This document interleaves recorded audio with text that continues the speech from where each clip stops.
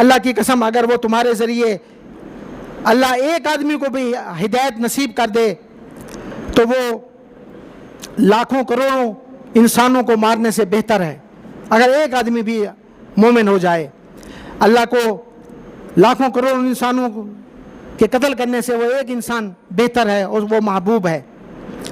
لوگوں, راہ ہدایت پر لانا, انہیں اللہ کے عذاب سے بچانا, تاریکیوں سے نکال کر روشنی میں لانا آپ علیہ السلام کی رسالت کے عظیم مقاصد میں سے ایک ہے. اس کی بہتر دلیل فتح مکہ ہے. یہ قیامت تک تمام فتوحات اسلامیہ کے لیے خوبصورت عمدہ مثال ہے. فتح مکہ بلکہ یہ قیامت تک ہر انسان تو یعنی مسلمانوں کے لیے تو مشعل راہ ہے ہی ہے, لیکن یہ بنی نوع انسانیت کے لیے بھی ہے کہ نبی کریم صلی اللہ علیہ وسلم ایک فاتح کی, جب اللہ نے ان کو فتح دی, فتح کا تاج ان کے پہنایا تو کیسے داخل ہوئے ان لوگوں میں جنہوں نے ان کے ساتھ کتنی زیادتیاں کی, بھوکا پیاسا رکھا. ان کے بیٹے جب اس دنیا سے رخصت ہوئے تو خوشیاں منائی گئیں, ان کے بیٹیوں کو طلاق دی گئی, ان کو ایک گھاٹی میں قید کر دیا گیا, آخر وہاں سے ان کو جانا پڑا, وہاں سے ان کو نکلنا پڑا. تو نبی کریم صلی اللہ علیہ وسلم ایک فاتح کی حیثیت سے جب داخل ہوئے تو نبی کریم صلی اللہ علیہ وسلم کا سر مبارک, جب آپ نے بیت اللہ کو دیکھا تو آپ علیہ السلام کا سر مبارک جھک گیا. صحابہ فرماتے ہیں اتنا جھک گیا کہ آپ علیہ السلام کی داڑھی جو مبارک جو تھی اونٹ کی کوہان کو لگ رہی تھی, آپ کے آنسو جاری تھے اور سر مبارک جھکا ہوا تھا. اور آپ نے کہا کہ انہیں اسلام کی دعوت دو, اللہ کی قسم اگر تمہارے ذریعے سے ایک آدمی ہدایت پا جائے تو یہ تمہارے لیے سرخ اونٹوں سے زیادہ بہتر ہے. ایک دوسری حدیث میں ہے کہ نبی اکرم صلی اللہ علیہ وسلم کو بتایا گیا کہ سیدنا حمزہ کا قاتل وحشی جب نبی کریم صلی اللہ علیہ وسلم فتح ہو گئی تو جنہوں نے سیدنا حمزہ کو شہید کیا تھا اس کا نام وحشی اس کا نام ہے, تو وہ نبی کریم صلی اللہ علیہ وسلم کے پاس آیا اور آ کے مسلمان ہوا تو لوگوں کو بتایا گیا یہ وہ شخص ہے جس نے سیدنا حمزہ کو شہید کیا تھا. آپ رونے لگ گئے اور اسے کہا کہ آج کے دن تمہارے لیے امان ہے, تم ہمارے بھائی ہو, جاؤ تمہیں تجھ سے کوئی حساب کتاب نہیں ہے, تم آزاد ہو. پھر جب عورتوں کی باری آئی تو ایک خاتون آئی جو اپنے آپ کو چھپا کے آئی تھی کہ اللہ کے نبی صلی اللہ علیہ وسلم کو پتہ نہ چلے کہ میں کون ہوں. جب اللہ کے نبی صلی اللہ علیہ وسلم کہ وہ سامنے آئی تو اللہ کے نبی صلی اللہ علیہ وسلم نے پہچان لیا. آپ نے کہا ہندا ہو؟ اس نے کہا ہاں حضور ہندا ہوں. آپ نے اپنا منہ پھیر لیا اور رونے لگ گئے. کہا میرے چاچا کے ساتھ تو نے ایسا کیوں کیا تھا؟ وہ خاموش ہو گئی. اس کے بعد کہا حضور معافی چاہیے. تو اللہ کے نبی صلی اللہ علیہ وسلم نے فرمایا جاؤ تمہیں بھی معافی ہے, آج کسی کے ساتھ کوئی حساب و کتاب نہیں ہے, جاؤ تم بھی آزاد ہو. پھر اللہ کے نبی صلی اللہ علیہ وسلم کہ یہ جب اللہ کو یہ انداز پسند آیا تو اللہ نے بھی اس کی تعریف کی اور اپنے نبی کے متعلق یہ کہا گیا کہ ان کا جو حسن خلق ہے وہ خلق العظیم ہے. سیدنا جب یاد آ گئی بات مجھے, جب نبی کریم صلی اللہ علیہ وسلم مکہ میں فاتح کی حیثیت سے داخل ہوئے تو اس کے 4 حصے کر دیے گئے فاتحین کے کہ مکہ میں داخل ہونے کے لیے. تو جس راستے سے نبی کریم صلی اللہ علیہ وسلم داخل ہوئے, جب مکہ شہر میں داخل ہوئے بیت اللہ سامنے تھا تو آپ رک گئے. صحابہ نے پوچھا حضور کیا ہوا؟ کہا بلال کہاں ہیں, بلال کو بلاؤ. لوگوں نے کہا بلال پیچھے آ رہے ہیں. کہا ان کو بلائیں. جب بلال تشریف لائے حضور کی خدمت میں پیش ہوئے تو اللہ کے نبی صلی اللہ علیہ وسلم نے بلال آؤ ہمارے ساتھ چلو. یہ بھی ایک سبق دیا کہ جو مظلوم لوگ تھے، جو غلام لوگ تھے، جن کا کوئی جاننے والا نہ تھا، جن کا کوئی بھی پرسان حال نہیں تھا، اللہ کے نبی صلی اللہ علیہ وسلم اس کے لیے ٹھہر گئے کہ وہ تشریف لائیں، کیونکہ باقی جتنے بھی تھے وہ قوموں والے، قبیلوں والے تھے یا مکے کے سابقہ شہری تھے، اور اپنی آپ میں ایک مثال تھے، ایک قوم تھے۔ سیدنا بلال کا کون تھا؟ کون جانتا تھا بلال کون ہے؟ آپ ٹھہر گئے، بلال کو بلایا، پھر بلال کے ساتھ آگے چلے۔ یہ توقیر، یہ عزت، یہ اسلام ہی دے سکتا ہے اور کسی کے اختیار نہیں ہے۔ اور پھر جب آپ پہنچ گئے تو لوگوں نے کہا، پوچھا کہ حضور آج آپ کیا کریں گے، ہمارے ساتھ آپ کا کیا رویہ ہوگا؟ تو آپ نے فرمایا سب کے لیے معافی ہے۔ تو کسی نے نبی کریم صلی اللہ علیہ وسلم سے کہا کہ یہ جو سرداران قریش ہیں ان کے لیے بھی تھوڑی سی اعلان کر دیں اور ان کے لیے بھی عزت اور توقیر کا کوئی مسئلہ حل کر دیں۔ تو آپ نے فرمایا جو بھی ابو سفیان کے گھر میں داخل ہو جائے اس کے لیے امان ہے، اور جو اپنا دروازہ بند کر دے اس کے لیے بھی امان ہے، جو ہتھیار ڈال دے اس کے لیے بھی امان ہے، اور بوڑھے بچے سب کے لیے امان ہے۔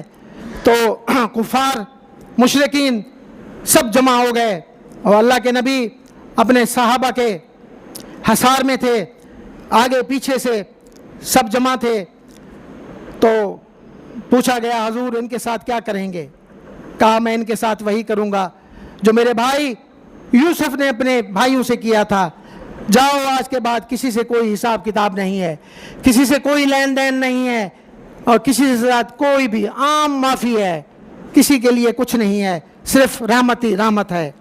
جب رسول پاک مکہ میں فاتحانہ داخل ہوئے تو نظر مکہ حرم شریف پر پڑی تو آپ نے اپنا سر مبارک جھکا لیا اور آپ کی آنکھوں سے آنسو جاری ہو گئے۔ یہ لمحہ کتنا عظیم شان و شوکت والا تھا، فتح مکہ غلبہ لمحہ، اور وہ ایک عظیم لمحہ تھا جب زمین ترستی تھی، آسمان کے دروازے کھول دیے گئے تھے، تاریخ نے اسے رقم کرنے کے لیے ٹھہر گئی، زمانے نے اس پر گواہی دی، فرشتے آپ کے ہمراہی تھے اور مومنوں نے آپ کو گھیر رکھا تھا۔ اس سب کے باوجود آپ علیہ الصلوۃ والسلام نے خون ریزی، قتل، غارت کرنے والے اور سفاک لوگوں کے لیے بھی معافی کا اعلان کر دیا اور کہا جو مکے میں داخل ہو گئے اس کے لیے بھی امان ہے، سب کے لیے امان ہے۔ اور جب آپ نے کعبہ کو دیکھا تو اس کے سامنے آپ نے اپنا سر جھکا دیا اور رونے لگ گئے۔ آپ 10 سال تک، تو جنہوں نے آپ کو 10 سال تک طواف نہیں کرنے دیا تھا، نہ نماز ادا کرنے دی تھی، آپ علیہ السلام ترستے رہے، پھر اللہ تعالیٰ نے آپ کی مدد کی، بت آپ کے سامنے زمین بوس ہوئے اور آپ اللہ کی کبریائی اور حمد بیان کرتے ہوئے بیت اللہ میں داخل ہوئے۔ یوں اللہ کا وعدہ پورا ہوا۔ سیدنا عبداللہ فرماتے ہیں کہ میں نے فتح مکہ کے دن رسول اکرم صلی اللہ علیہ وسلم کو دیکھا، اپنی اونٹی پہ سوار تھے، خوش اتنے تھے، آپ کا چہرہ چمک رہا تھا، اور آپ علیہ الصلوۃ والسلام سورہ فتح کی تلاوت کر رہے تھے۔ راوی کہتے ہیں اگر یہ ڈر نہ ہوتا کہ لوگ میرے ارد گرد جمع ہو جاتے تو میں اسی طرح آپ کو کر کے دکھاتا کس طرح نبی کریم صلی اللہ علیہ وسلم اونٹنی پہ سوار ہو کے تلاوت فرما رہے تھے۔ قریش مسجد حرام میں کثرت سے جمع تھے، مسجد بھری ہوئی تھی، اور یہ منظر دیکھ رہے تھے کیا کرتے ہیں آپ، ان کے سلوک، ان سے کیسا رویہ رکھتے ہیں۔ پھر نبی کریم صلی اللہ علیہ وسلم نے فرمایا اے قریش کے لوگوں، اللہ نے تم سے جاہلیت کی نحوست، باپ دادا پر فخر کا خاتمہ کر دیا ہے۔ سارے لوگ آدم کی اولاد ہیں، آدم مٹی سے پیدا کیے گئے ہیں۔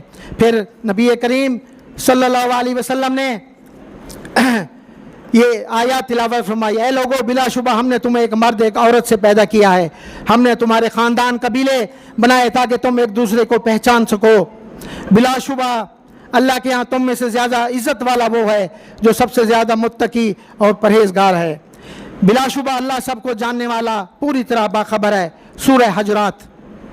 اس کے بعد آپ نے فرمایا قریشی لوگوں تمہارا کیا خیال ہے، میں تمہارے ساتھ کیا سلوک کرنے والا ہوں؟ انہوں نے کہا آپ اچھے ہیں، آپ کریم بھائی ہیں اور کریم بھائی کے بیٹے ہیں۔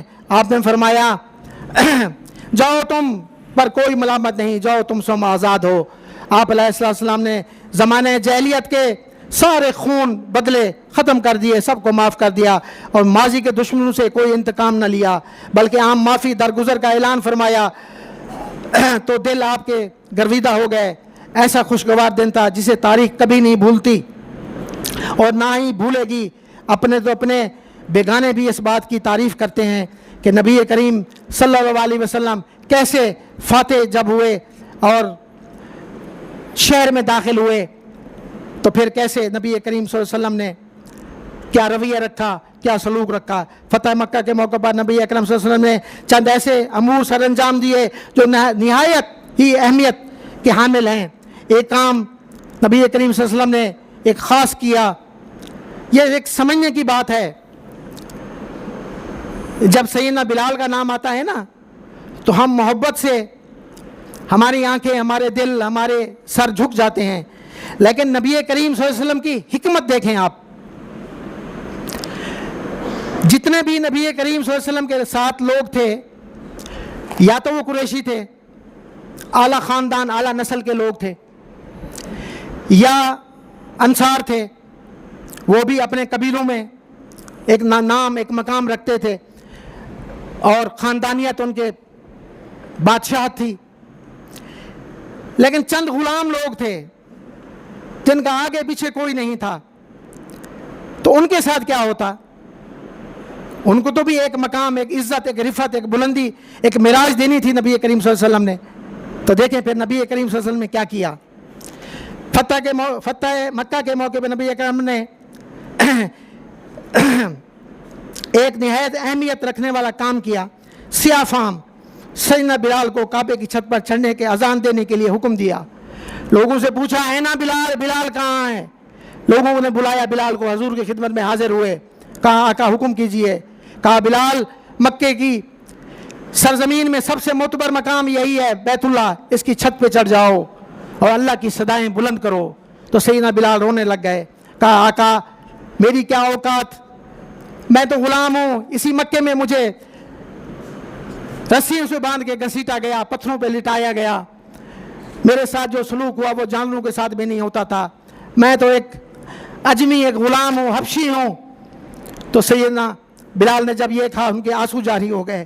اللہ کے نبی نے فرمایا، بلال آج کے بعد تم بلال سیدنا بلال ہو، جاؤ مکے کی بلند ترین جگہ پہ اور سب سے معتبر مقام جو ہے وہ بیت اللہ ہے، اس کی چھت پہ چڑھ جاؤ، اللہ کی صدائیں بلند کرو۔ پھر سیدنا بلال مکے میں معتبر مقام جو ہے بیت اللہ، اس کے چڑھ گئے اور اللہ کی صدائیں بلند کی۔ اور ایک بات آپ کو ایک بات بتاؤں، اللہ نے ہر کسی کو، اپنے صحابہ کو ایک مقام، ایک مرتبہ دیا ہے۔ سیدنا بلال کے متعلق اللہ کے نبی فرماتے ہیں، بلال وہ شخص ہے اگر یہ ہاتھ اٹھا لے تو اللہ ان کی دعا کو کبھی رد نہیں کرتے۔ یہ ہیں وہ سیدنا بلال۔ تو نبی کریم صلی اللہ علیہ وسلم نے ایک کام، سیاہ فام سیدنا بلال کو کعبے کی چھت پر چڑھ کر اذان دینے کا حکم دیا، اور یہ ایک کام ہی انسانی بھلائی چارے، عزت نفس اور کمزور، مایوس، محروم لوگوں کے حقوق کے تحفظ کی بہت بڑی دلیل ہے۔ ارشاد باری تعالیٰ ہے، بلا شبہ اللہ کے یہاں تم میں سے زیادہ عزت والا وہ ہے جو تم میں زیادہ متقی ہے۔ اس کا عملی نمونہ نبی کریم صلی اللہ علیہ وسلم نے سیدنا بلال کو یہ اعزاز بخشا اور ان کو سید کا خطاب دیا اور انہیں بیت اللہ کی چھت پہ چڑھا دیا۔ چنانچہ سیدنا بلال کعبہ کے پہ چڑھے اور اذان دی اور اذان کی صدائیں بلند کی تاکہ زمانہ جاہلیت میں جو بھی چیزیں تھیں وہ سب ختم ہو جائے اور تاریخ ایک عظیم فتح، عدل، انصاف و بے پناہ رحمت کی گواہی دے۔ مکہ کے اطراف میں کلمہ حق و توحید رسالت محمد صلی اللہ علیہ وسلم کا دین گونجنے لگا اور اللہ نے ایک فتح دی جسے رب کریم نے فتح مبین قرار دیا۔ حق غالب آیا، باطل پاش پاش ہو گیا۔ اہل مکہ نے نبی کریم صلی اللہ علیہ وسلم کی اطاعت کا اعلان کیا اور بیعت کرنے کے لیے جمع ہو گئے۔ رسول کریم صلی اللہ علیہ وسلم صفا پر پہاڑی پر تشریف فرما ہوئے، مرد و خواتین نہایت محبت و سلامتی و خوش دلی سے اس بات پر بیعت کرتے رہے کہ وہ آپ کی ہر بات مانیں گے اور جو بھی آپ کا حکم ہوگا اس کو بجا لائیں گے۔ آپ علیہ الصلوۃ والسلام کی فتوحات میں جس رحمت و عدل کا مظاہرہ کیا اس کی گواہی مشرق و مغرب کے نامور لوگوں نے بھی دی، غیر مسلموں نے بھی دی۔ اس کا اعتراف ایک بہت بڑا فرانسیسی لیبون اپنی کتاب جس کا نام ہے حصار عرب میں لکھتا ہے کہ محمد کریم صلی اللہ علیہ وسلم کی ایذا رسانیوں اور مصائب کا سامنا صبر تحمل کھلے دل سے کرتے تھے۔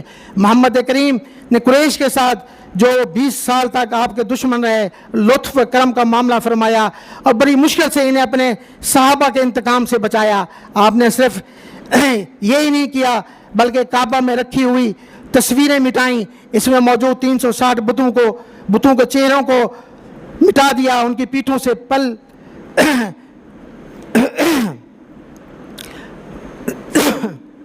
ان کی پیٹھوں کو گرا دیا اور خانہ کعبہ کو پاک صاف کیا، اسے اسلامی عبادت گاہ بنا دیا، اور یہ آج تک بیت اسلام کے نام سے مشہور ہو گئی۔